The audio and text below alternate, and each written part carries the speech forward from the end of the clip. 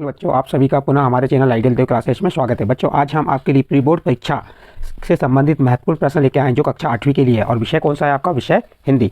और ये प्रश्न आपकी वार्षिक परीक्षा के लिए भी महत्वपूर्ण है। और यह प्रश्न पत्र किसके द्वारा बनाया गया है? माध्यमिक शिक्षा मंडल मध्य प्रदेश भोपाल द्वारा।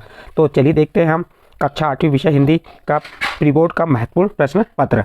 ये प्रश्न पत्र आपका 2.5 घंटे का रहेगा और पूर्णांक कितने रहेंगे? 60।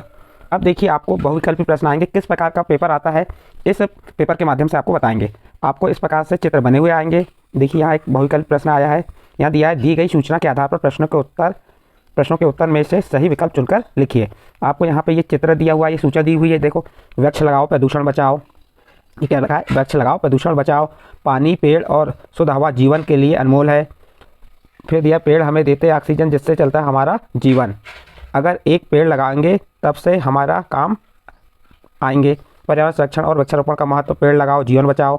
इस प्रकार से ये एक सूचना लिखी हुई है। इस सूचना के आधार पर आपको देखो, पेड़ लगाएं हरियाली फैलाए, वृक्ष है सोना इसे न खोना, वृक्ष लगाएं पर्यावरण की बेहद बनाए। तो इस प्रकार से आपको एक क्या आएगा? नोटिस बोर्ड आएगा। चाहे तो इस नोटिस बोर्ड से आपको जो नीचे कुछ प्रश्न दिए उनके उत्तर बताना है। जैसे यहाँ देखिए, प्रश्न नंबर 1 क्या दिया हुआ है? प्रश्न नंबर 1 में दिया है, ध्यान से पढ़िए इसे। क्या दिया हुआ? प्रश्न नंबर 1, चित्र में किसका महत्व बताया गया है? अब इसमें चित्र में किसका महत्व बताया? जीवन बचाओ का, वृक्षारोपण का, प्रदूषण का, कारखानों का। तो यहाँ पे चित्र में किसका महत्व बताया गया है? बताइए जल्दी से इसका आंसर। अभी हमने आपको बताया था यहाँ पे, उसके आधार पे ही आपको आंसर बताना है इसका। तो इसका आंसर क्या होगा? प्रश्न क्या है? चित्र में किसका महत्व बताया गया है? तो आप उत्तर में दे देंगे वृक्षारोपण यानी वृक्ष लगाने का महत्व बताया गया। तो इसका ख नंबर का उत्तर सही होगा। और ये प्रश्न कितने अंक का आएगा? आपका 1 अंक का। फिर सेकंड नंबर, पेड़ हमें क्या प्रदान करते हैं? क नंबर ऑक्सीजन, ख नंबर लकड़ी, फल मेवा सभी। तो पेड़ हमें क्या प्राप्त करते हैं? लकड़ी भी प्राप्त करते हैं, ऑक्सीजन भी और फल मेवा। तो इसका आंसर आ जाएगा सभी। अगर एक पेड़ लगाएंगे तब वे हमारे काम आएंगे। यह नारा किस विषय पर लिखा गया है? तो यहाँ पे आपके 4 ऑप्शन दिए, 4 ऑप्शन में सही आंसर बताना है। तो बताइए तीसरे का आंसर क्या आ जाएगा? पेड़ घटाओ अभियान, पर्यावरण संरक्षण पर, पेड़ लगाओ अभियान पर, ख और ग दोनों। तो यहाँ पे ही ख पर्यावरण संरक्षण और पेड़ लगाओ अभियान, ख और ग दोनों आएगा। तो इसका आंसर घ नंबर का आंसर सही आ जाएगा। नेक्स्ट प्रश्न है, पर्यावरण को बेहतर किस प्रकार बनाया जा सकता है? पेड़ घटाकर, पेड़ लगाकर, वाहन चलाकर, सड़क बनाकर। तो इसका ख नंबर का आंसर सही आ जाएगा, पेड़ लगाकर। फिर देखिए, चित्र में वृक्षों को अन्य किस नाम से पुकारा जाता है? सोना, मोना, चांदी, आबादी। जो चित्र में जो दिया गया है पेड़ है या वृक्ष है, उनको किस नाम से पुकारा जाता है? तो सोना नाम से पुकारा जाता है। इस प्रकार से आपके ये जो सूचना के तहत 5 अंक के 5 प्रश्न आएंगे। फिर इसके बाद आपको क्या आएगा?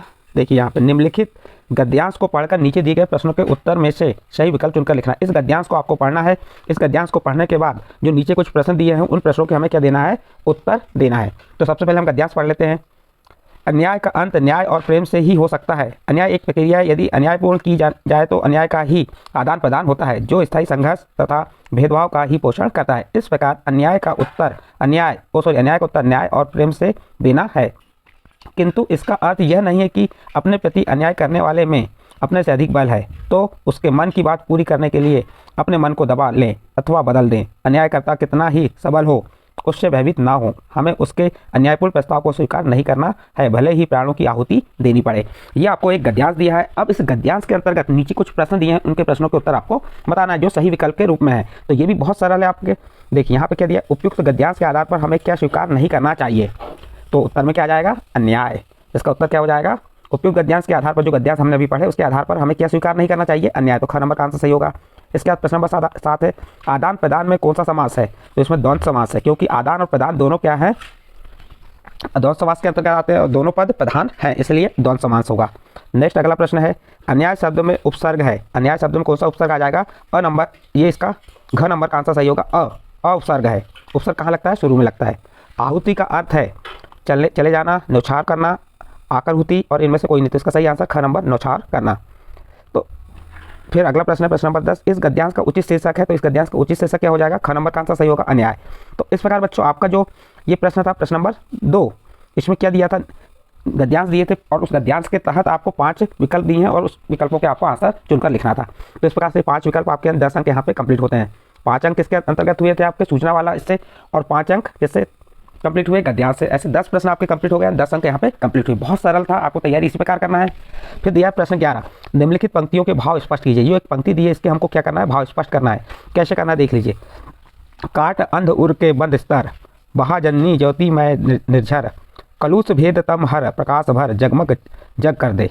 तो ये पंक्ति दी है, इस पंक्ति के आपको भाव स्पष्ट करना है। तो इसके भाव स्पष्ट करने के लिए आपको पहले संदर्भ बताना पड़ेगा। जैसे इसका संदर्भ क्या हो गया, प्रस्तुत पद्यांश हमारी पाठ्य पुस्तक के भाषा भारती के वर्दे नामक पाठ से अवतरित की गई है और इसके रचयिता है सूर्यकांत त्रिपाठी निराला।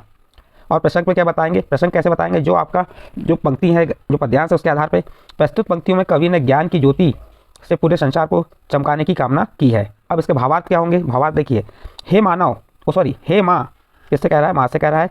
कौन कह रहा है, कवि। हे माँ, मनुष्य मात्र के हृदय में जो अज्ञान के भिन्न भिन्न स्तरों के बंधन है उन्हें काट दे और उन्हें हर प्रकार से अज्ञान से मुक्त कर दे। उनके हृदयों में ज्ञान का ज्योति रूपी झरना बहा दे। मन के विकार मीन्स बुरे भाव को दूर कर दे, अज्ञान के अंधकार को मिटा दे, ज्ञान का प्रकाश भर दे, संपूर्ण संसार को जगमगा दे। तो ये जो पंक्ति दी थी, इस पंक्ति के हमने संदर्भ, प्रसंग और भावार्थ बता दिए। तो आपको इस प्रश्न का उत्तर इस प्रकार से लिखना है। तो ये प्रश्न आपका कितने अंक का था, ये प्रश्न भी 3 अंक का है।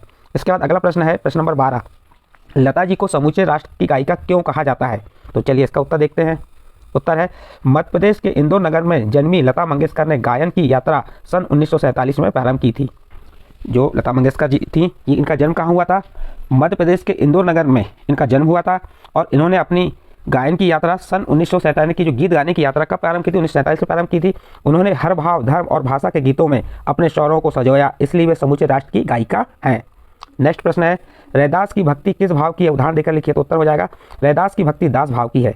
कवि रैदास ने इस विषय में लिखा है कि प्रभु जी तुम स्वामी हम दासा, मेरी भक्ति करे रे दासा। अर्थात हे प्रभु, मैं आपका दास हूँ और तुम मेरे स्वामी हो, अतः मैं दास भाव की भक्ति करता हूँ। इस प्रकार बच्चों आपका प्रश्न नंबर 13 कंप्लीट हुआ। नेक्स्ट प्रश्न नंबर 14, आर्यभट्ट का सही परिचय कब और कैसे हुआ। और ये आपको हम प्रश्न 11 से 20 तक बताएंगे। ये प्रत्येक प्रश्न कितने अंक के रहेंगे, 3 अंक के। तो उत्तर देखिए, आर्यभट्ट का सही परिचय सूर्य ग्रहण के समय हुआ। आर्यभट्ट विज्ञान की एक वेधशाला में अपने विद्यार्थियों को अपना व्याख्यान दे रहे थे। ग्रहों की वैज्ञानिक व्याख्या करने वाले उस तरुण पंडित का नाम आर्यभट्ट, कभी कभी लोग उन्हें आर्यभट्ट के नाम से भी जानते थे, मगर उनका सही नाम आर्यभट्ट था। भट्ट का मतलब योद्धा। सचमुच आर्यभट्ट परंपरागत गलत मान्यताओं के खिलाफ जीवन भर लड़ते रहे। इस प्रकार प्रश्न नंबर 14 यहाँ आपका कंप्लीट होता है। इसके बाद प्रश्न नंबर 15 देखिए, अंग्रेजों ने मुंडा जनजाति के संघर्ष को कैसे दबाना चाहा। तो इसका उत्तर हो जाएगा, अंग्रेज शासन के विरुद्ध आवाज़ उठाने वाले बिरसा मुंडा को अंग्रेज सरकार ने पकड़ने के लिए एक बड़ा इनाम घोषित किया। इस इनाम के लालच में कुछ लोगों ने मिलकर सोते हुए बिरसा को जाकर पकड़ लिया तथा डिप्टी कमिश्नर को सौंप दिया। इस प्रकार बिरसा मुंडा का लक्ष्य तो अधूरा रह गया, परंतु उन्होंने समाज के स्वाधीनता चेतना की और ज्योति जगा दी थी। वह ज्योति निरंतर जलती रही। इस प्रकार अंग्रेजों ने मुंडा जनजाति के संघर्ष को कैसे दबाया, उसके बारे में बताया गया यहाँ पे। नेक्स्ट अगला प्रश्न है प्रश्न नंबर 16, हमारे मन में प्रलय की आग कब उठ सकती है और क्यों। तो आप इसका उत्तर बताएंगे, हमारे मन में प्रलय की आग तब उठ सकती है जब कोई शत्रु हमारे देश पर कुदृष्टि डालेगा या उसे हथियाने की कोशिश करेगा। यद्यपि हम भारतीय शांति दूत रहे हैं, तथापि हम अपने देश पर कुदृष्टि डालने वाले शत्रु को कभी माफ नहीं कर सकते हैं।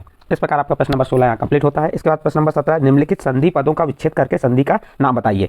देखिए यहाँ पे कुछ संधि पद दिए हैं, उनका क्या करना है, हमें संधि पदों का विच्छेद करना है। जैसे दिगंबर, उल्लास इत्यादि, तत्कालीन और सत्याग्रह, इनके संधि विच्छेद करना है और संधि का नाम बताना है। तो चलिए पहला क्या आएगा, दिगंबर।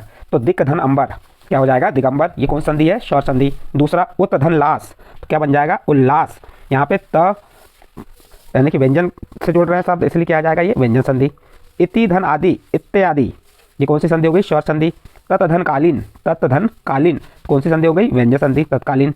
सत्यधन आग्रह, सत्यधन आग्रह, सत्याग्रह स्वर संधि हो गई। तो इस प्रकार आपका प्रश्न नंबर 17 में जो संधि पदों का विच्छेद करने के लिए कहा था वह करके आपको हमने बता दी है। आप अपनी कॉपी में से नोट भी कर सकते हैं। नेक्स्ट अगला प्रश्न है, मध्य प्रदेश को आदि मानव की जीवन स्थली क्यों कहा जाता है। उत्तर, मध्य प्रदेश के विभिन्न भागों में किए गए उत्खनन और खोजों में प्रागैतिहासिक सभ्यता के चिन्ह और प्राचीनतम आदि मानव के 6 लाख वर्ष पुराने अवशेष मिले। इन खोजों के आधार पर मध्य प्रदेश को आदि मानव की जीवन स्थली कहा जाता है। इस प्रकार आपका प्रश्न नंबर 18 कंप्लीट। इसके बाद प्रश्न नंबर 19 देखिए, गीता का मर्म पाठ के अनुसार विद्या प्राप्त करने का वास्तविक उद्देश्य क्या है। तो आप उत्तर बता देंगे, गीता का मर्म पाठ के अनुसार विद्या प्राप्त करने का वास्तविक उद्देश्य दुष्टों का दमन, असहायों की सहायता, नारी की रक्षा, निर्बल को सबल बनाना तथा धर्म की रक्षा करना है। इस प्रकार प्रश्न नंबर 19 का उत्तर यहाँ पे कंप्लीट हुआ। अब प्रश्न नंबर 20, और ये जितने प्रश्न कितने अंक हैं, ये 3 अंक के प्रश्न। गांधी जी के आदर्श ग्राम की कल्पना क्या थी। तो आप उत्तर बता देंगे, गांधी जी को पूरा भरोसा था कि भारत की प्रगति गाँव की प्रगति पर निर्भर है। उनकी इच्छा गाँव को स्वावलंबी रखने की थी। गांधी जी ऐसे आदर्श गांव की कल्पना करते थे जहां समस्त ग्रामवासी स्वावलंबी बने, प्रत्येक कार्य सहकारिता के माध्यम से संपन्न हो, लोग खेती एवं कुटीर उद्योग में कुशल होंगे, बिजली, चिकित्सा और पीने के पानी की सुविधा होगी, बालकों के लिए विद्यालय एवं खेलकूद के लिए मैदान होंगे, मानव सादा जीवन एवं उच्च विचारों वाले होंगे, कानून का पालन स्वतः होगा, झगड़े फसाद का नामो निशान तक ना रहेगा। तो इस प्रकार से ये प्रश्न नंबर 20 का उत्तर यहाँ पे आपका कंप्लीट होता है। अब प्रश्न नंबर 20 के बाद आपके आते हैं दीर्घ-उत्तरीय प्रश्न, और ये दीर्घ-उत्तरीय प्रश्न 5-5 अंक के रहेंगे। और कितने प्रश्न रहेंगे? 21 से 24 तक के प्रश्न, 21, 22, 23, 24 एंड 4 प्रश्न, यानी कि आप यदि इनकी तैयारी करते हैं तो आपके 20 अंक यहाँ पे कंप्लीट हो जाएंगे। अब क्या दिया है निर्देश में? नीचे दिए गए प्रश्नों को उत्तर लिखिए। प्रश्न नंबर 21 क्या कह रहा है? वर्दे कविता में कवि प्रकृति की किन किन वस्तुओं में नया रूप देखना चाह रहा है? वर्दे कविता में कवि प्रकृति की किन किन वस्तुओं में नया रूप देखना चाह रहा है, विस्तार पूर्वक समझाइए।